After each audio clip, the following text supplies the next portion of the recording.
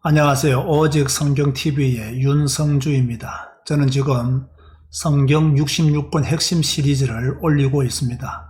오늘은 여러분들에게 민수기 핵심을 알려드리도록 하겠습니다. 민수기는 이스라엘 백성들의 광야 생활과 두 번의 인구조사를 기록한 책입니다. 첫 번째 인구조사는 애굽에서 나온 1세대 중 20세 이상만 시내 광야에서 조사했고, 두 번째는 광야에서 태어난 2세대를 모압 평지에서 조사했습니다.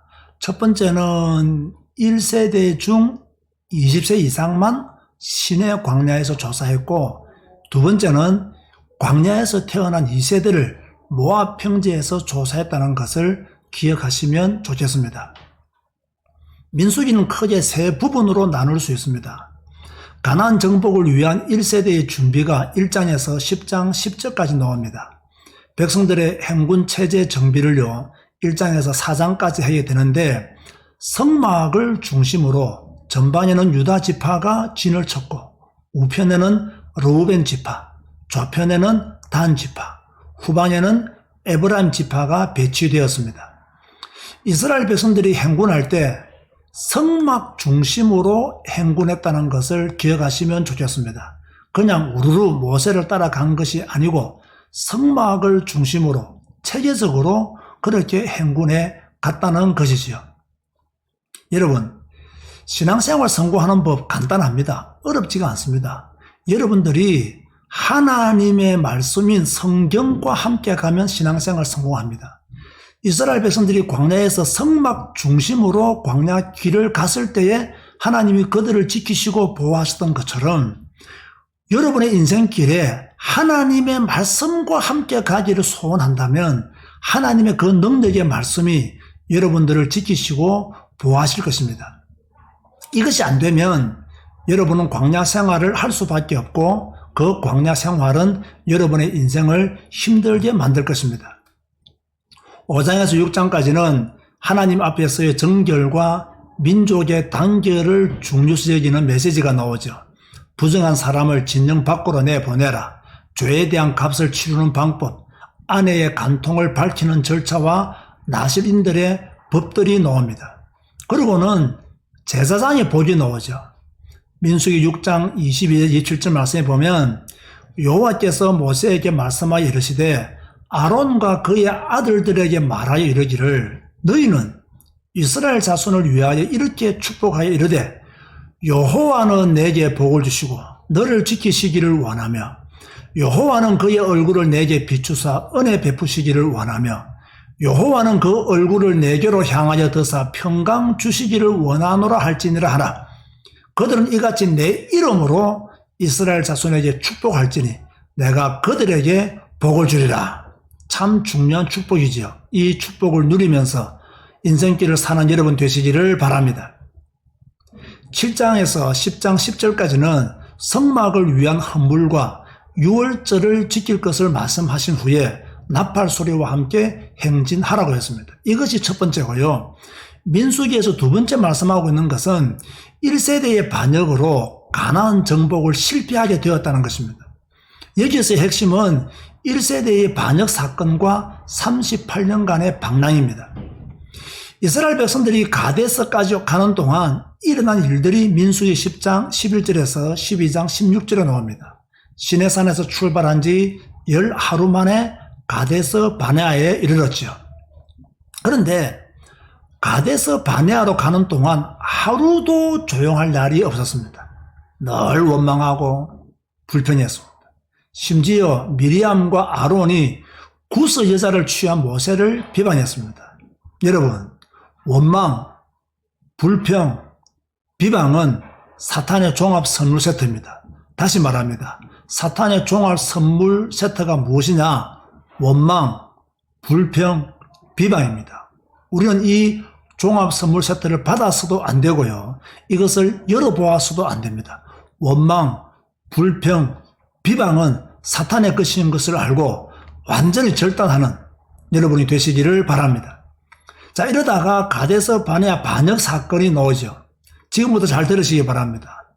모세가 가나안을 정탐하기 위하여 12명의 정탐꾼을 보내었습니다.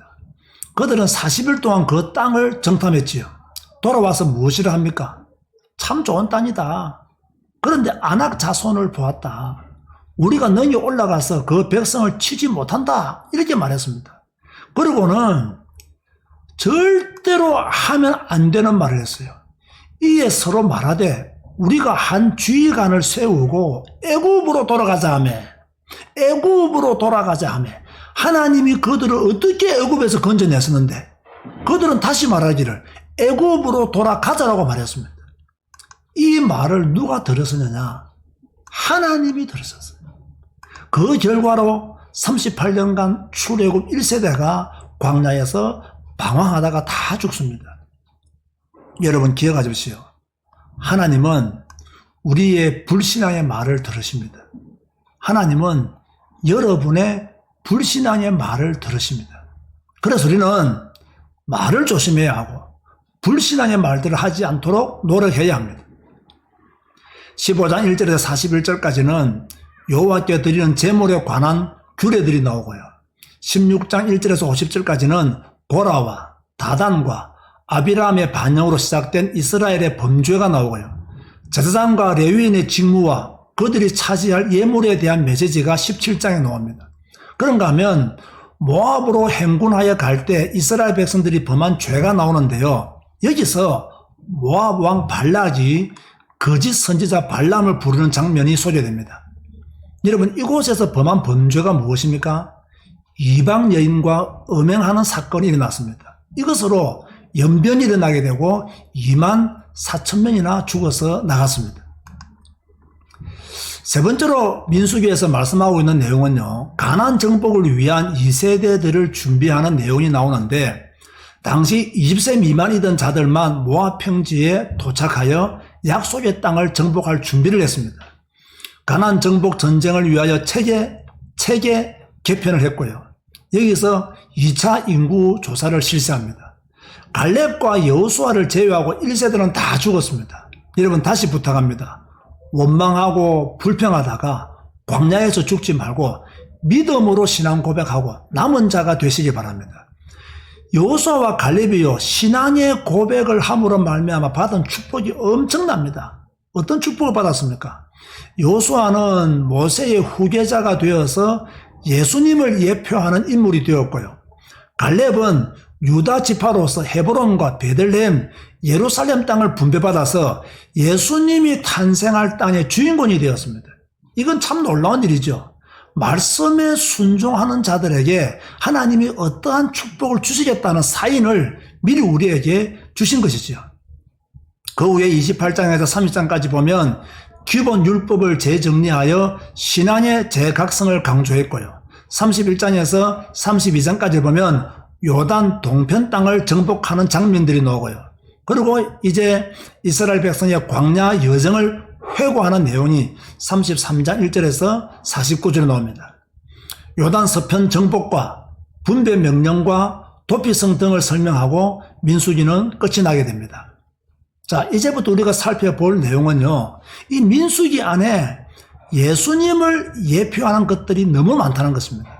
광야의 노뱀, 예수님의 십자가의 순환을 예표합니다. 요한복음 3장 14절에 보면요, 모세가 광야에서 뱀을 든 것 같이 인자도 들려야 하리니라고 했습니다.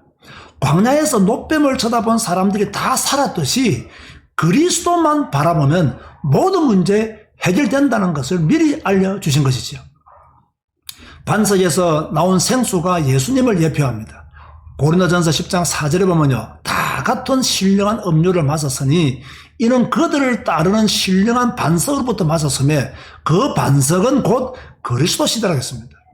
여러분, 그리스도 안에 있으면 목마르지 않습니다. 그리스도 말고 다른 것에 관심 가지니 목마릅니다. 여러분이 진짜 복음 안에 있으면요, 그 안에서 안식해야 됩니다. 그리스도 안에 있으면 그 안에서 평강해야 됩니다. 그리스도 밖에 있기 때문에 안식을 하지 못하고 평강하지 못하는 거죠. 만나도 예수님을 예표하는 것입니다.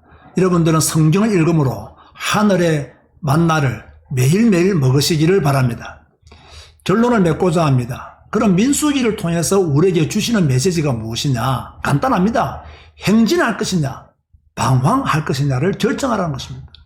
다른 말로 하면 네가 지금 믿음으로 나아갈 것이냐, 불신앙으로 죽을 것이냐를 결정하라는 것입니다. 믿음으로 나아가면 갈렙과 여호수아와 같은 축복을 받을 것이고, 믿음으로 나아가지 못하면 1세대들처럼 광야에서 다 죽을 것이다. 빨리 9세대에 빨리 불신자 때의 옷을 벗어버리고 새 사람을 입고 하나님의 축복을 누리는 사람이 될 것을 민수기를 통해서 하나님이 우리에게 말씀하고 계시는 거예요. 그런가 하면 두 번째로요, 광야 생활 중에 조심해야 할 것이 있습니다. 감사하지 못하면 원망과 불평에 사로잡힙니다. 우리가 가장 하기 쉬운 실수가 무엇이냐면요, 감사하지 못하는 것입니다. 감사한 것이 너무너무 많은데 감사하지 못해요. 저도 생각해보면요, 제가 제일 안 되는 것이 감사예요. 너무나 감사할 것이 많은데 감사하지 못해요. 먹는 것, 마시는 것 때문에 원망하지 마세요. 그러면 진짜 축복을 다 놓쳐요. 문제 쳐다보다가 반역하지 마세요. 그러면 다 죽습니다. 하나님은 이스라엘 백성들을 가나안 땅으로 들어가게 하셨어요. 하나님은 우리가 이런 일을 당하고 저런 일을 당해도 우리를 인도하시고 우리와 함께 하셔서 결국은 하나님이 예비한 곳으로 데리고 가십니다. 그러므로 염려하지 말고 원망하지 말고 불평하지 말라는 것이 민수기가 우리에게 주는 메시지입니다. 다시 정리합니다. 하나님 우리를 책임지십니다. 우리에게 필요한 능력과 사랑을 충분히 공급해 주실 것이니 염려하지 말고 앞으로 행진하는 성도가 될 것을 말씀하고 계시는 것이죠. 자, 오늘은 민수기의 핵심을 살펴보았습니다. 많은 분량을 줄이다 보니 중요한 내용이 많이 빠졌습니다. 그런 부분은 민수기를 직접 읽으시면서 보충하시면 좋겠습니다. 늘 성경에 집중하고 성경과 함께 사는 여러분들 되시기를 바랍니다. 감사합니다.